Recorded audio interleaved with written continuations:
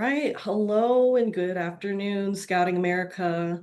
Hope everyone's having a great fall, and thank you so much for joining this webinar. Hopefully, you were all able to use your Uber Eats and enjoy lunch while watching this. And if you didn't get to use the code yet, it should be still good to use until Thursday afternoon. And before we get started, I'll go over some housekeeping. So at the end of the presentation, I'll be following up with an email to provide the HRCI and shroom credits. And if you do have any questions today, I'll do my best to check the Q&A box as these questions will be saved, and I'll try my best to answer them as quickly as I can, or I will also send over like a written answer for you in the follow-up email. And also, if you do want any further information, feel free to respond to that email I'll be sending with the HRCI and shroom credits. And you can also sign up for our newsletter and YouTube channel. I'll have the links at the end of the presentation. We're also going to send a recording of the presentation you can share with your colleagues. That'll be sent separately through Zoom. And today we're going to talk about Scouting America and unemployment. Before I get started, just wanted to do a quick introduction of myself. My name is Jenessa Ponco, and I'm the Senior Member Development Representative here at 501c Services. I've been in sales since 2016. I was selling vendor booth space at a wedding fair for about 3 years. During the pandemic, I was setting up meetings for various tech startups. And currently, I'm with 501 since July 2023. I've been scheduling appointments with many nonprofits. And the image of people that are bowling includes me and some of our sales and marketing team members. Heidi's my manager that's in the middle. You might work with her in the future. And then Evan is on the right, who works on our marketing and web development. I'm really excited to be part of a company that's been helping nonprofits save time and money that can go towards furthering their mission. We're located in San Jose, California. So we're in the heart of the Silicon Valley, and we're dedicated to helping nonprofits reduce unemployment expenses across the nation. And thank you again for joining to learn more about cost-effective strategies and managing unemployment for your council.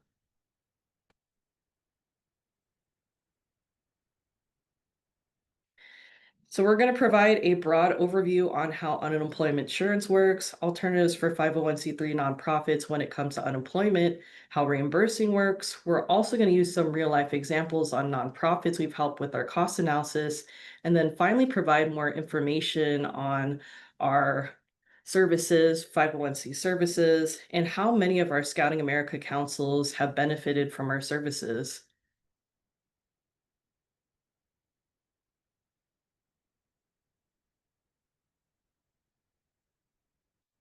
First of all, just wanted to start off with a little history to put unemployment in perspective.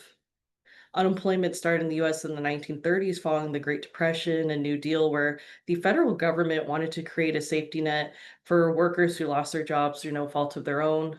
From 1930 to 1972, 501c organizations, they didn't pay into unemployment benefits for separate employees. Although this saved nonprofits money from paying such taxes, employees that were laid off couldn't reap the benefits of that safety net for-profit companies had provided. Now, fast forward to 1972, the federal government changed the law under the Social Security Act to where nonprofits must pay into unemployment, but they were given different options in how they pay so that tax wouldn't be seen as an unnecessary expense for them.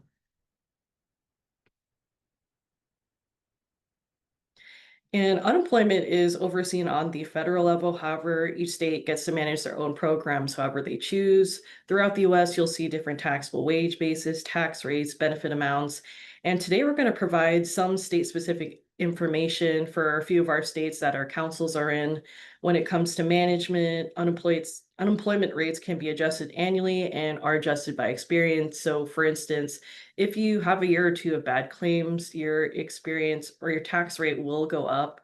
And then for most states in America, they do run as a risk pool. So basically, what you're putting in doesn't necessarily equate to what you're getting out of that pool. And we are seeing a lot of councils and nonprofits are putting more money into that pool than what they're actually getting back. And then these tax total liabilities by employers, they're often greater than the claims paid with reserves used in times of recession. And to calculate your tax liability, you multiply your taxable wage base by your employer tax rate.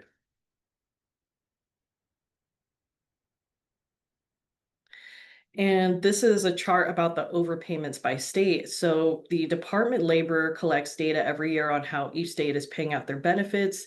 And inevitably, there are going to be mistakes made while making these calculations. You can see that there's different colors indicating the error rate ranges that leads to overpayments in each state. So for instance, if you're in a yellow state, your error rate is less than 10%. While this rate may seem low, this is still a 10% error rate for your state and money that could have been saved if accurately reviewed. With these errors, we recommend to always audit your charges because these mistakes can really add up. For instance, if you're one of those 17 blue states with a 13 or more error rate and have a $1,000 charge, that's an additional $130 you'd be paying.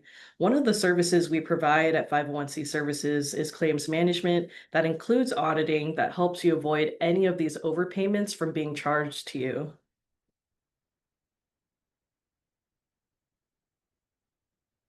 And then many of you may be familiar with the state of property insurance right now. Bear with me, I will tie this back into unemployment.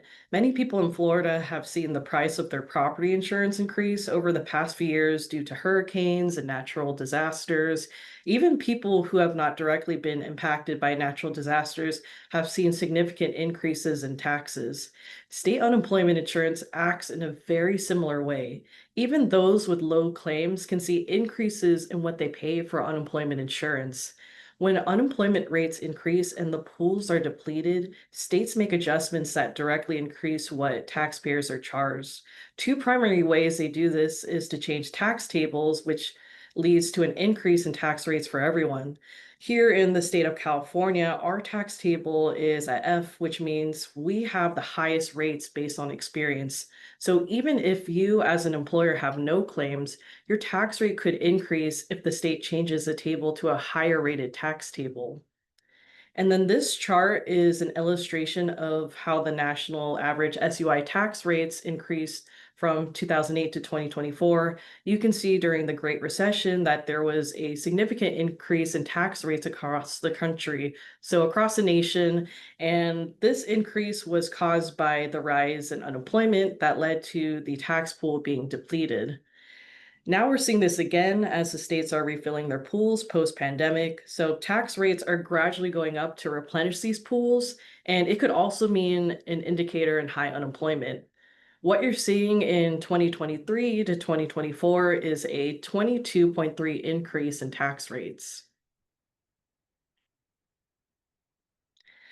As I just mentioned, there are two tools the state has to change what you pay in state taxes or SUI. In addition to manipulating tax rates, they can also change taxable wages. So even though you're managing and auditing your claims, you can still have these tax increases. 25 states saw increases in taxable wages by 2024 by an average of 4.53%. So that's increasing what you pay. And unfortunately, you can't control these changes. In addition, a lot of people have higher wages in general, so that also impacts what you pay. Some states increase more than the average. Colorado saw an almost 15% jump, Delaware almost 20% jump, and then Washington over a 6% jump. And this state also has the highest taxable wage base. And with these changes in taxable wages, although you may not be part of these 25 states, it may negatively impact what you're paying. And here is state-specific information that includes the maximum weekly benefit, taxable wage base, minimum to maximum tax rates, and improper payment rates. And these are examples of 4 states where we have the most or many Scouting America members. So if you don't see your state in these slides, our team can follow up with you and review that information in your state. So here we have California, and this is New York. And then we have the state of Oregon, and another East Coast state, we have Pennsylvania.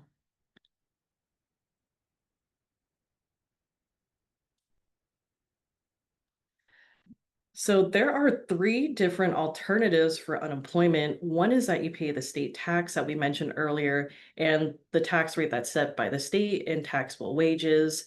Another option is you can self-insure or reimburse for your unemployment, where you just pay dollar per dollar for your unemployment claims. So you're basically only paying for the benefits issued. And then the last option is kind of a hybrid of both, where you buy insurance that offers the savings of reimbursing while also providing that safety net.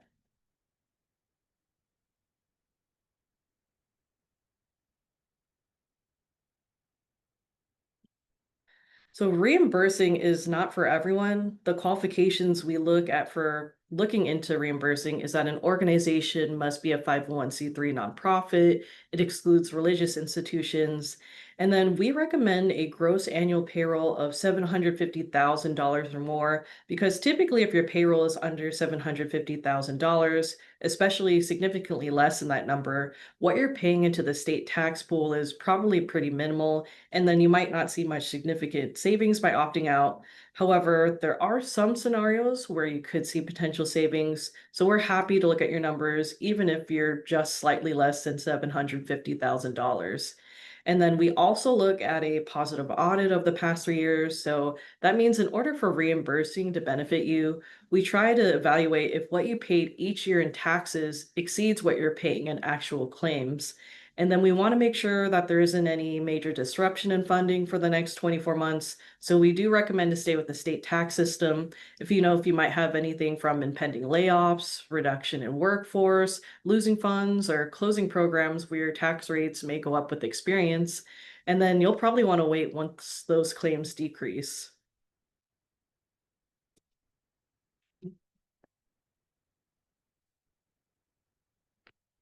So what it means to reimburse is that your tax rate turns to 0%, and then the state will bill you only for unemployment claims you receive over the quarter. It's a great way for nonprofits to save money and be a better steward of donor dollars.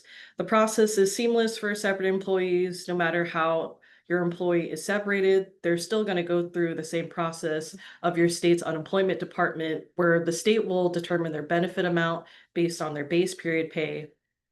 And then the only change is how that quarterly bill is calculated. So instead of paying that state unemployment insurance tax, you're now only responsible for charges your organization incurs. And we work with close to 100 Scouting America councils, so you're probably wondering what motivates them to reimburse. In most cases, reimbursing saves money. On average, savings can be anywhere from 40%. So 20 to 40% compared to paying into that state tax system. And this is really the main driver for most organizations to switch. Reimbursing eliminates any concern in changes in the state tax, such as those tax hikes you can't control, and you become a better steward of donor dollars as you just pay for your actual claims than putting money into that state pool.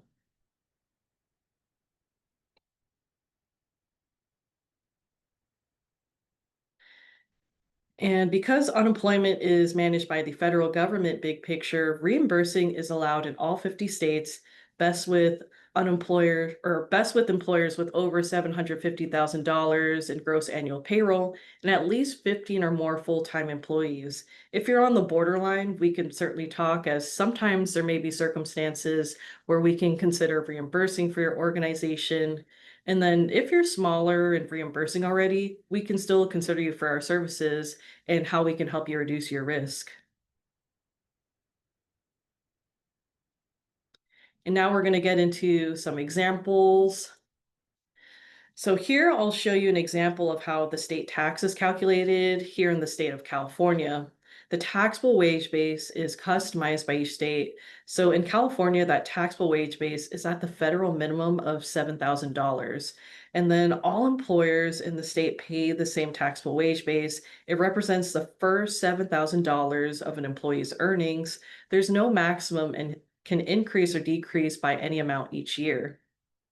And then the tax rate is set annually by the state and is based on experience. So to calculate the contribution amount, you multiply the taxable wage base by the tax range.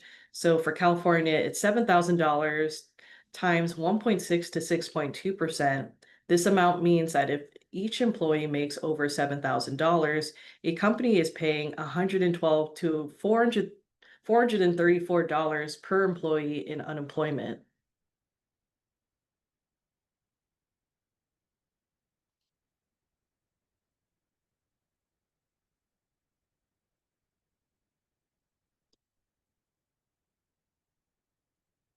All right. And what we do to get started on a cost assessment is that we look at your tax rate notice where the information is set up differently for each state. This is an example of the state of Hawaii. And there are some organizations that may not get this form directly sent to them, as it may get sent to your payroll provider first. So it's best to contact your payroll company to collect this information. And also, there's no need to understand everything on your notice. We're happy to look at your numbers to see where your organization may potentially save.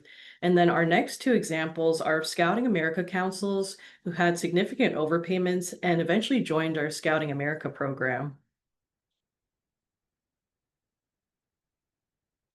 This is a first example of a Scouts BSA council we work with. The taxable payroll was just shy of $1 million, tax rate 4.7%, estimated annual claims around $200 per year.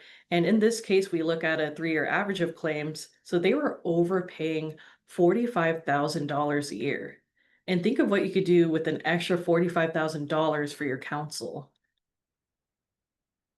And here's another example of a Cub Scouts Council. The taxable payroll is around $700,000, tax rate 3.38%, estimated annual claims $5,900, estimated unemployment taxes were around $24,000.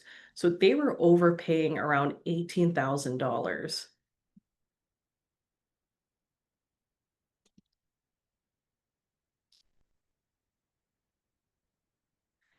And then a little bit more about 501c services. We were founded in 1982 by a former UCP executive, John Hugstad, and he started the Scouting America Unemployment Program in 1995. Currently, we have now grown to helping over 3,000 nonprofits in various ways. Our team is dedicated not only to managing unemployment claims, but also reviewing the charges with you.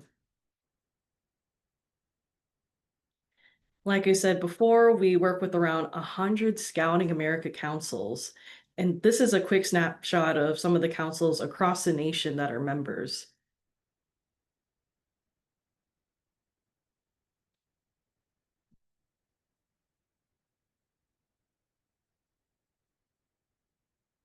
So, in partnership with Scouting America, we offer an unemployment program currently serving around 100 councils across the country. And this is a quick look at the services they're benefiting from.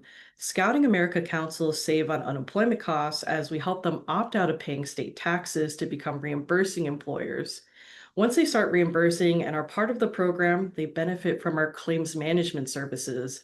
Our team will help you manage, audit, and protest claims. When you want to protest a claim, we offer unlimited access to hearing reps, and our team has an 80% average protest win rate across the nation. And you'll get a dedicated claims manager once you become a member, and all your claims will go through this online portal where you'll get notified when a claim has been filed. So you'll go into the portal to respond to the questions. And if you ever have to go on PTO and forget to delegate these kinds of unemployment tasks, it shouldn't be a problem for when a claim isn't responded to in several days, it gets escalated and handled. So a big part of our claims management is that our team doesn't want a team receipt, doesn't want your team to overpay or get hit by your state's error rates. So we'll help you audit those charges for you or prevent you from paying a claim when someone gets terminated. And we want to make sure that you're managing these claims and have enough support to do so. And the National Office of Scouting America will set up a reserve account for each council to make sure that they have enough to cover a potential claim. And our team will provide the suggested amount to put in the reserve account. Councils will send the money directly to the national office, and then the national office will send the necessary amount to our team, who will help pay for the claims. And then we find that having these reserves on hand help members manage the highs and lows of unemployment. So we're here to help simplify the task of budgeting for unemployment claims. So I hope this sparked your interest, and maybe some of you may want to manage your unemployment through us as a reimbursing employer. And if you want to look into potential savings, what we need from you is your 941s and or your estimated payroll from 2024 to 2025 as a reimburser. And if you're currently paying into the state tax system, we would need a copy of your 2025 tax rate notice, and you may need your previous 2 years depending on the state, so we can look at additional data points for you. So currently I don't see any questions. I will stay on for another minute or so, and then I will start sending the follow-up emails with a copy of slides and credits in the next few hours. And if you are still typing as I log off, please feel free to respond to the upcoming email. And thank you so much for watching this presentation, and I really look forward to speaking with some of you soon. And here's my contact information. If you'd like to look at some of our videos that we also have like a basic unemployment 101 seminar if you wanted to learn more information. And if you wanted to look at certain events that may be coming up or subscribe to our newsletter, here's some of our links. Thank you so much and hope everyone has a great day.